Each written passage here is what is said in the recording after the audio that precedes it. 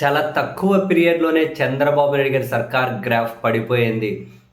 ప్రజల్లో తీవ్ర వ్యతిరేకత, అసంతృప్తి కనిపిస్తుంది. వైఎస్ఆర్ కాంగ్రెస్ పార్టీ బాగా పుంజుకుంటుంది. ఈ వ్యాఖ్యలు కూటమిని వ్యతిరేకించే వాళ్ళు కాదు. కూటమిని అభిమానించే వాళ్ళు, కూటమికి ఏమంటారు, కూటమి అంటే బట్టలు కూటమి పార్టీలు అంటే బట్టలు చింపుకునే జర్నలిస్టులు, మేధావులు పదే పదే చెబుతున్నటువంటి మాట. ఆఫ్‌కోర్స్ క్షేత్రస్థాయిలో ఎక్కడ చూసినా ప్రజల్లో తీవ్ర వ్యతిరేకత, అసంతృప్తి అయితే ఖచ్చితంగా కనిపిస్తూ ఉంది. ఈ క్రమంలో వైఎస్ఆర్ కాంగ్రెస్ పార్టీ వైపు చాలామంది చూపబడింది అని, ప్రస్తుతం కూటమిలో ఉన్న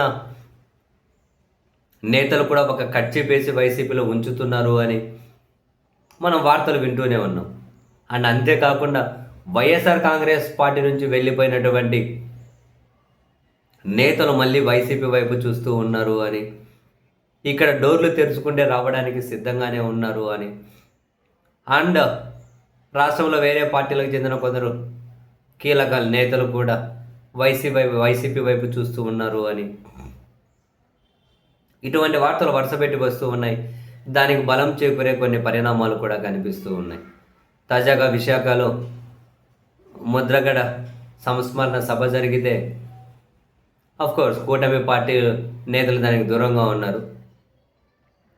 అండ్ వైసీపీ నేతలు చాలామంది, కాపు నేతలు అండ్ మిగిలిన నేతలు చాలామంది పాల్గొన్నారు, వేరే పార్టీలకు సంబంధించిన వాళ్ళు కూడా. అయితే ఇంట్రెస్టింగ్గా ఇక్కడ వైసీపీలో మంత్రిగా పనిచేసి వైసీపీ అధికారంలో నుంచి దిగిపోగానే ఆ పార్టీ నుంచి ఆ పార్టీకి రాజీనామా చేసి వెళ్ళిపోయిన అవంతి శ్రీనివాస్ గారు తాను కూడా ఇక్కడ కనిపించారు. ఈ మధ్య వైసీపీ నేతలతో తను బాగా టచ్లోకి వెళ్ళారు మళ్ళీ అని. జగన్మోహన్ రెడ్డి గారు గ్రీన్ సిగ్నల్ ఇస్తే మళ్ళీ వైసీపీలోకి రావడానికి ఆయన ప్రయత్నాలు చేస్తూ ఉన్నారు అన్నది ఒక వార్త ఇంతకు ముందు నుంచి చక్కర్లు కొడుతూ ఉంది. ఆయన మళ్ళీ వైసీపీ నేతలతో వివిధ వేదికల మీద కనిపిస్తూ ఉంటే ఆ వార్తకు బలం చేకూరుతుంది. అంతేకాకుండా కేంద్ర మాజీ మంత్రి కిల్లి కృపారాణి గారు ప్రస్తుతం కాంగ్రెస్ పార్టీలో ఉన్నారు. బాగా చదువుకున్నావిడ.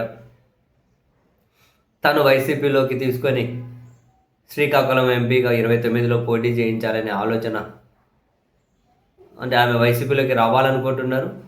వస్తే ఆమెను అక్కడి నుంచి పోటీ చేయించాలనే ఆలోచన వైసీపీ చేస్తూ ఉందని కొన్ని రోజుల నుంచి వినిపిస్తున్న వార్తలు.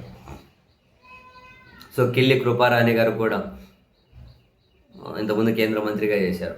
తాను కూడా ముద్రగడ సంస్మరణ సభలో వైసీపీ నేతలతో కనిపించారు. అంతెందుకు సీదిరి అప్పలరాజు గారిని అరెస్ట్ చేసిన తర్వాత వాళ్ళ కుటుంబ సభ్యులను కూడా మేడం కలిసి పరామర్శించారు, కూడా ధైర్యం చెప్పారు.